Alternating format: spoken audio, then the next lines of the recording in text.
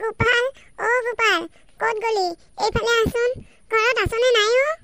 কি হ'ল মা, তই মাতি আছিলি নেকি? আৰু তই দিন দুপৰতে শুই আছ যে কিয়? গোপাল, মোৰ মনে কৈছে মই আৰু বেছি দিন জীয়াই নাথাকো আৰু। তই মোৰ শেষ ইচ্ছা এটা পূৰ কৰিব পাৰিবিনে? কি আবুল তাবুল কথাবোৰ কৈ থাক মা? তই কিয় মৰিবি ইমান সোনকালে?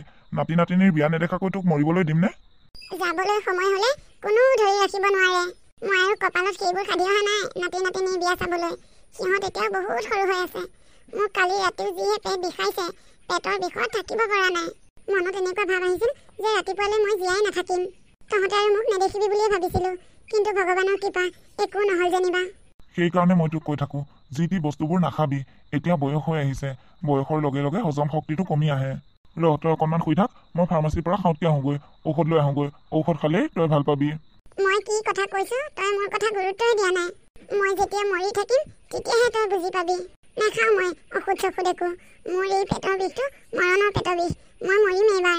মৰণৰ সময়ত আৰু এই ঔষধ চৌষধবোৰ মই খাই থাকিবলৈ নোৱাৰো দেই। একদম মই ঔষধ নাখাওঁ। মুঠতে তই মোৰ শেষ ইচ্ছাটো পূৰ কৰ। তোৰ শেষ ইচ্ছাটো কিনো মা? বহুত দিন হ'ল নিজৰ গাঁওখন এৰি থৈ অহা। লোকৰ গাঁৱত থাকি বুঢ়ী হলোহি। আজিকালিকে মৰিম।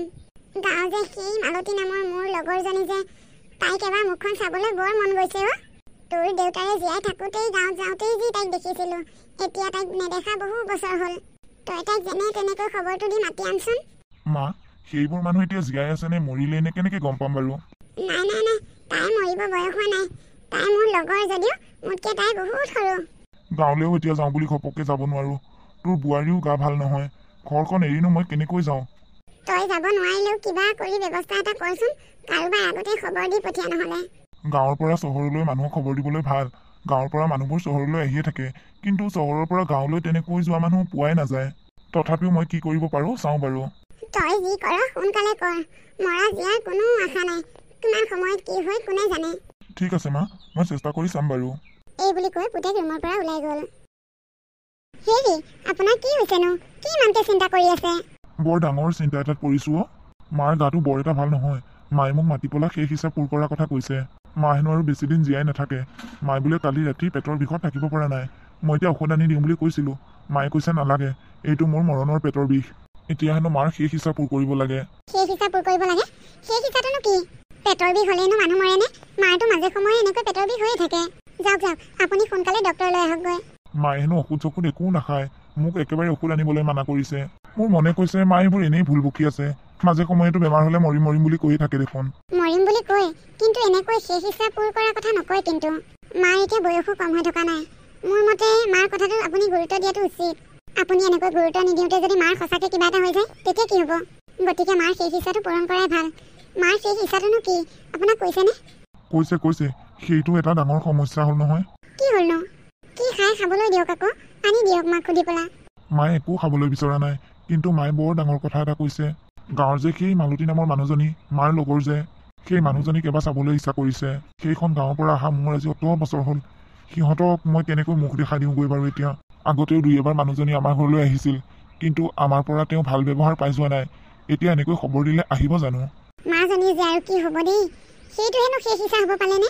জানেই আমি গাঁৱলৈ নাযাওঁ, গাঁৱৰ মানুহবোৰক ভাল নাপাওঁ, তথাপিওনো বাৰু শেষৰ কথা ক'ব লাগেনে? তাকেহেও, এতিয়া কেনেকৈ বাৰু শেষ ইচ্ছাটো পূৰ কৰোঁ? মা, কি হৈছেনো? কিহৰ শেষ ইচ্ছাৰ কথা কৈ আছানো মা? নাই, একো নাই। আইতাৰ অকণমান অসুখ হৈ আছে, আইতাৰ কথাহে পাতি আছো। মা, মোৰ পৰা কিন্তু তোমালোকে কথা নোলুকাবা। তোমালোকে শেষ ইচ্ছাৰ কথা কোৱা শুনিছো। আইতাৰ কিবা ডাঙৰ অসুখ হৈছে নেকি? নাই নাই, ডাঙৰ অসুখ হোৱা নাই। বয়স হৈ আহিছে যে অসুখ হৈছে। দেউতা, আইতাৰ কি হৈছে কোৱাচোন? আইতাৰ ৰাতিৰ পৰা গা ভাল নাই।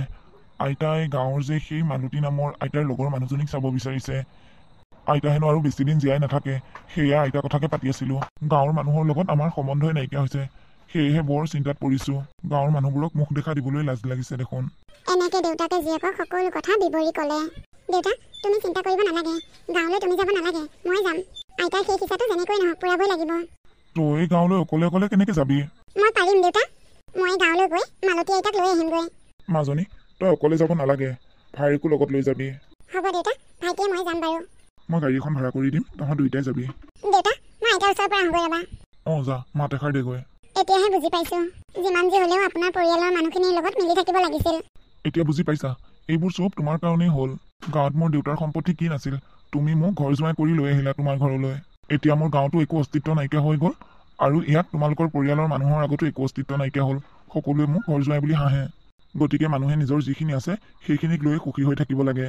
তুমি তোমাৰ দেউতাৰ সম্পত্তিৰ মালিক হ'বলৈ আহি আমাৰ অস্তিত্ব একো নাইকিয়া কৰি পেলালা। এতিয়া আমাৰ সা সন্মান একোৱেই নাই। হ'ব দিয়ক, যি হ'ল হ'ল আৰু সেইবোৰ কথা বাদ দিয়ক। এতিয়া ল'ৰা ছোৱালী ডাঙৰ হ'ল, সেইবোৰ কথাত লাগি থাকি লাভ নাই। সিহঁতক এতিয়া মানুহ কৰিব লাগে। সিহঁতে পঢ়ি শুনি ভাল মানুহ হ'লে সিহঁতৰ পৰিচয় দিয়ে আমি আমাৰ চিনাকি দিব পাৰিম। যাওক যাওক, আপুনি গাটো ধুই লওকগৈ। মই সিহঁত দুটাৰ কাৰণে খোৱাৰ যোগাৰ কৰোঁ। আপুনি সোনকালে গাটো ধুই গাড়ী এখন ঠিক কৰকগৈ। দেৰি কৰি থাকিলে আকৌ সিহঁতে তাৰ পৰা উভতোতে দেৰি হ'ব। সিহঁতে আজি উভতাৰ কথা চিন্তা নকৰিবা।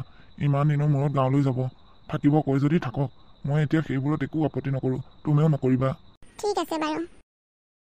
আইতা, তোমাৰ কি হৈছে আইতা?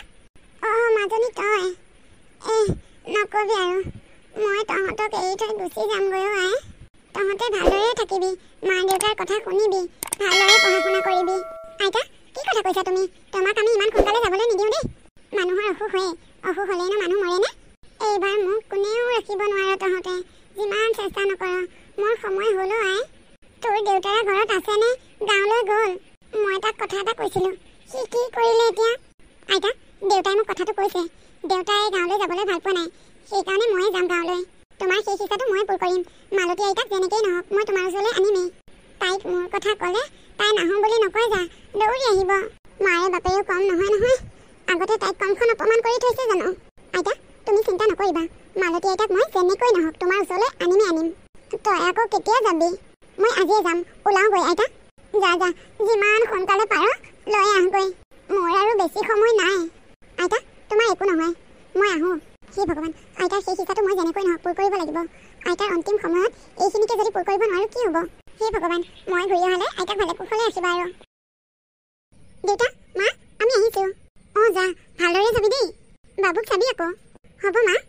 মই এতিয়া ডাঙৰ হৈছোঁ নহয় মা, তুমি মোৰ কথা ইমানকৈ চিন্তা কৰি নাথাকিবা। আমি আহিছোঁ। যা যা। মালতী খুৰীজনী আহিলেই হয় আৰু। মানুহজনী আহিলে মই ক্ষমা খুজিব লাগিব। এইবাৰ কিন্তু তুমি বেয়া ব্যৱহাৰ নকৰিবা দেই। নাই নাই, নকৰোঁ। মই মোৰ ভুল বুজি পাইছোঁ। আহকচোন, মাৰ ওচৰৰ পৰা আহোঁগৈ। কিবা খাবলৈ মন গৈছে নেকি সোধোগৈ। ব'লা ব'লা। বা, গাঁৱৰ পৰিৱেশবোৰ ইমান ভাল লগা ন ভাইটি? বা, মোৰ একেবাৰে ইয়াৰ পৰা যাবলৈ মন যোৱা নাই। আমাৰ মা দেউতাও যদি ইয়াতে থাকিল হয় কিমান ভাল লাগিল হয় ন? সঁচাকৈ দেই, মা দেউতানো কিয় টাউনলৈ গুচি গ'ল জানো? বহুত ভাল লাগিছে মোৰ ইয়াত থাকি। বা, ব'ল আকৌ মালতী আইতা ঘৰলৈ যাওঁ। ইয়াতে যদি বেছি দেৰি কৰি থাকোঁ ঘৰলৈ আকৌ উভতি যাব দেৰি হ'ব নহয়। ভাইটি, আজি যদি আমাক কোনোবাই ইয়াত থাক বুলি কয় আমি থাকিম হা। থাকিব পাৰি, কিন্তু সিফালে যে আইতাৰ অসুখ টান হৈ আছে, আইতাৰ যদি ঘপককৈ কিবা এটা হৈ যায়। কথাটো নোহোৱাও নহয়। বাৰু চাই লওঁ দেচোন। ব'ল ব'ল। বৰ্তা, তুমি আহিলা? তহঁত দুটা দেখোন। কেনেকৈ আজি ইয়ালৈ আহিবলৈ মন গ'ল তহঁতৰ? মাৰ দেউতাৰে আহিবলৈ দিলেনে তহঁতক? বৰ্তা, আহিবলৈ দিলে আকৌ, কিয় নিদিব? দে হওক দে। কিমান সময়ত পালিহি? আমি অহা এঘণ্টামানেই হ'ল। বৰমাই ভাত বনাই আছে, ভাত হ'লেই ভাত খাই যামগৈ। কিয় যাবগৈ লাগে? আহিছই যেতিয়া দুদিনমান থাক আকৌ। পিছত আহিলে থাকিম বৰ্তা, কিন্তু এতিয়া থাকিব নোৱাৰিম। কিয়? মাৰিলৈ ভয় কৰ নে বাপেৰলৈ ভয় কৰ? সেইটো কথা নহয় বৰ্তা, আইতাৰ অসুখ হৈ আছে। আমাৰ আইতাই আপোনালোকৰ মালতী আইতাক চাবলৈ বৰ মন কৰিছে। আইতাৰ হেনো সেইটোৱে শেষ ইচ্ছা। আমি মালতী আইতাক নিবলৈহে আহিছোঁ। মই গম পাইছিলোৱেই। তহঁতকনো আৰু মাৰ দেউতাৰে এনেই পঠিয়াবনে? কিবা এটা কাৰণতে পঠিয়াইছে। আইতাৰে কি অসুখ টানেই নেকি? বৰ্তা, তেনেকুৱাই। আগতে আমাৰ মা তহঁতৰ আইতাৰক চাবলৈ দুবাৰমান তালৈ গৈছিল, কিন্তু তোৰ মা দেউতাৰে অহংকাৰহে যি মোৰ মাক বহুত অপমান কৰি তাৰ পৰা পঠিয়াইছে। তহঁতে গম পাও নে নাপাও নাজানো। সঁচা কথা ক'বলৈ হ'লে মোৰ এতিয়া মাক তালৈ যাবলৈ দিবলৈ মনে নাই। কিন্তু আইতাৰৰ কথা ক'লি যে, তাতে আকৌ শেষ ইচ্ছা বুলি কৈছ। কিবা হয় ঠিক নাই। মায়ে যদি যায় যাওক বাৰু, মই মানা নকৰোঁ। বৰ্তা, এইবোৰ কথা মা দেউতাক পাতি থাকোঁতে মই অকণমান শুনিছোঁ। ভালদৰে কথাবোৰ গম নাপাওঁ। এতিয়া আৰু আমি তেনেকুৱা হ'বলৈ নিদিওঁ। এতিয়া আমি ডাঙৰ হ'লোঁ, সকলো কথা বুজি পাওঁ। তোমালোকেও আমাৰ ঘৰলৈ যাবাচোন। মা দেউতাই কথাবোৰ বুজি নোপোৱা নহয়, তেওঁলোকেও কথাবোৰ অনুভৱ কৰিছে। তোৰ মাৰে দেউতাৰক যি এইখন গাঁৱৰ পৰা লৈ গ'লেই আৰু কোনো এদিন ইয়ালৈ নাহিলে। এতিয়া আমি যাওঁ বুলিনো কেনেকৈ ঘপকে যাওঁ? তোৰ মা আৰু দেউতাই এইটো চান্সতেতো ইয়ালৈ এপাক আহিব পাৰিলে হয়। দেউতাই আচলতে বহুত লাজ পাইছে। দেউতাই আপোনালোকৰ আগত মুখ উলিয়াবলৈ বহুত লাজ কৰিছে। আমি বাৰু মালতী আইতাক থ'বলৈ আহোঁতে মা দেউতাকো লগত লৈ আহিম। ঠিক আছে দে, বৰমাৰো ভাত হৈছে যদি তহঁতে খা গৈ যা। মই এফালে গৈছিলোঁ, গা চা ধুই লওঁগৈ। ঠিক আছে বৰ্তা। তহঁত দুটাই ভাত পানী খালি নে?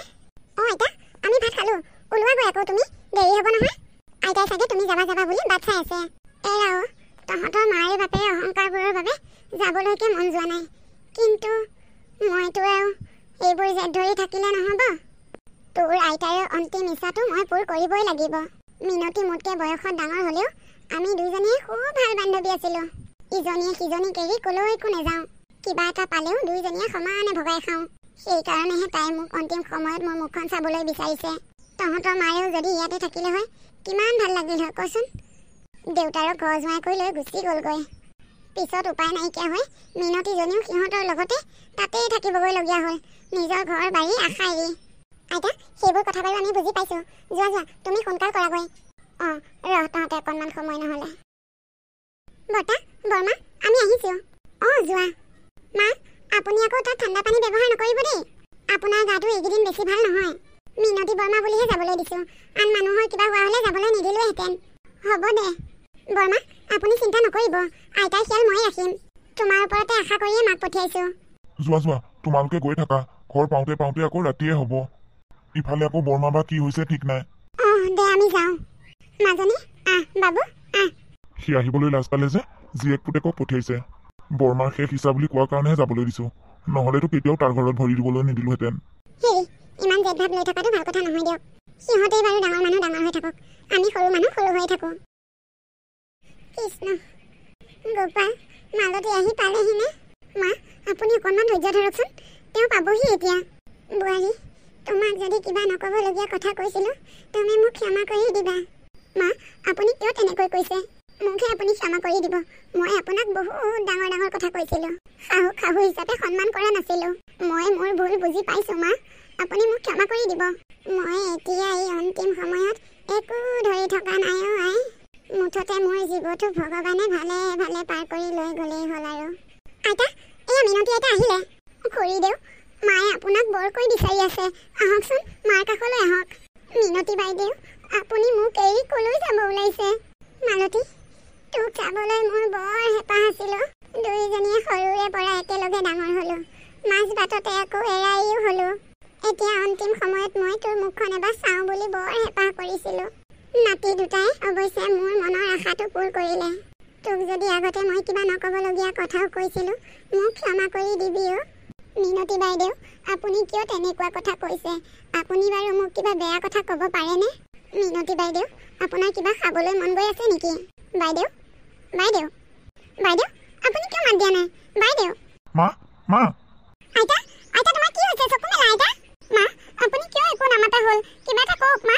মা, মা, তই কিয় একো মাতা নাই? গোপাল, মিনতি বাইদেউ আৰু আমাৰ মাজত নাই। গোপাল, মোৰ আজি অহা 15 দিন হ'ল। মায়ে কাজ সকামো গ'ল। মই আজি যাওঁগৈ বুলি ভাবিছোঁ। খুৰীদেউ, আৰু কেইদিনমান থাকক দিয়ক। মা নোহোৱাৰ পৰা ঘৰখনত থাকিবলৈ ভালেই লগা নাই। আপুনি থকাৰ কাৰণেহে কিবা এটা ভাল লাগি আছে। অঁ খুৰীদেউ, কেইদিনমান থাকক দিয়ক। নেলাগে আই, ঘৰত আকৌ বোৱাৰীজনীয়ে ল'ৰাটোৱে চিন্তা কৰি থাকিব নহয়। অঁ মা, বৰ্তা আৰু বৰমাই আইতাক বহুত আলপৈচান ধৰে। বাৰে বাৰে বৰমাই কৈ পঠিয়াইছে গৰম পানী ব্যৱহাৰ কৰিবলৈ। সেইকাৰণে এইকেইদিন মই আইতাক ঠাণ্ডা পানী লাৰিবলৈ দিয়া নাই। অঁ, মাজনীয়ে ঠিকেই কৈছে। মই আজি যাওঁগৈ দে, নহ'লে আকৌ ঘৰত বোৱাৰীজনীয়ে চিন্তা কৰি থাকিব নহয়। খুৰীদেউ, আপোনাৰ লগতে আমিও গাঁৱলৈ যাওঁ বুলি ভাবিছোঁ। বহু বছৰ হ'ল গাঁৱলৈ নোযোৱা। আপোনাক থ'ব যোৱাও হ'ব, গাঁওখন এবাৰ চাই অহাও হ'ব। অঁ খুৰীদেউ, আপোনাৰ লগতে আমিও যাওঁ। অঁ, সেইটো ভালহে কথা আকৌ। মোৰ ল'ৰাটোৱেও বৰ ভাল পাব তহঁত দুটা গ'লে। সৰুৰে পৰা গোপালৰ লগত কমখন খেলা ধূলা কৰি ঘূৰি ফুৰেনে? দুইটাকে বিচাৰি ফুৰিব লাগে। মা, তেনেহ'লে দেৰি কৰি থাকিব নালাগে, সোনকাল কৰা। অঁ খুৰীদেউ, আপুনি ওলাই গৈ যাওক, আমিও ওলাই লওঁ। মইনো এতিয়া বুঢ়ী মানুহজনী কি ওলাম, তহঁতে কি ষ্টাইল কৰ গৈ যা। এই বুলি কৈ সিহঁত গোটেইকেইটাই গাঁৱলৈ যাবলৈ ৰেডি হ'ল। বাহ, আজি হাইঠা মাটিত পৰিল দেখোন। চুৰেণ, হ'ব আৰু দে, তই মোক বহুত লাজ দিছ। বৌ, ভালে আছে? অঁ ভালেই দিয়া। আহা আহা, ভিতৰলৈ আহা। বৌ, আপোনালোকৰ আগত কেনেকৈ মুখ উলিয়াম ক'বই পৰা নাছিলোঁ। বহুত লাজ পাইছোঁ নিজকে। হ'ব দিয়া হ'ব, সেইবোৰ কথা বাদ দিয়া। যোৱা কথা গ'ল আৰু। কথাবোৰ যে বুজি পাইছা এয়াই বহুত। দেউতা, তুমি দেখোন বৰ্তাক নাম কাঢ়ি মাতিছা। মাজনী, নকবি আৰু, তোৰ দেউতাৰে সৰুৰে পৰা বৰ্তাক নাম কাঢ়ি মাতে। সেই কথাটোৰ কাৰণে তোৰ আইতাৰে কিমান মাৰিলে। তথাপিও দেউতাৰে দাদা বুলি নক'লে। দুইটাই একেটা ক্লাছতে পঢ়িছিল যে। স্কুলত গ'লে হেনো সিহঁতে বৰ লাজ পায়। অঁ, কথাটো তেনেকুৱাহে নেকি? বৰ্তা, এইবাৰ কিন্তু আমি কেইদিনমান থকাকে আহিছোঁ। আমাক আকৌ যাব বুলি খেদি নিদিবা। নিদিওঁ, কিয় খেদি দিম? তোমালোকৰ যিমান দিন থাকিবলৈ মন যায় সিমান দিন থাকিব পাৰিবা ইয়াত। পিছে এতিয়া তোমাৰ মা দেউতাইহে কি কৰে? তোমালোকক থাকিবলৈ দিয়ে নে নিদিয়ে বা?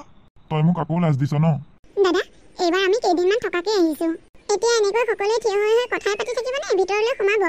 ব'লা ব'লা বৰমা, ভিতৰলৈ যাওঁ ব'লা। মোৰ বৰ ভোক লাগিছে। তুমি কিবা এটা দিয়া আকৌ, তোমাৰ হাতেৰে খাবলৈ বৰ মন গৈ আছে। অঁ বৰমা, মোৰো খাবলৈ বৰ মন গৈ আছে, ব'লা ব'লা। সিহঁত দুটাই বৰমাকক পাই ফূৰ্তিত ক'বই পৰা নাই। সঁচাকে সিহঁত দুয়োটাই ইয়াত আহি বৰ ভাল পাইছে। এনেকৈয়ে সিহঁতে গাঁৱলৈ আহি হাঁহি ফূৰ্তিৰে কিছুদিন কটালে।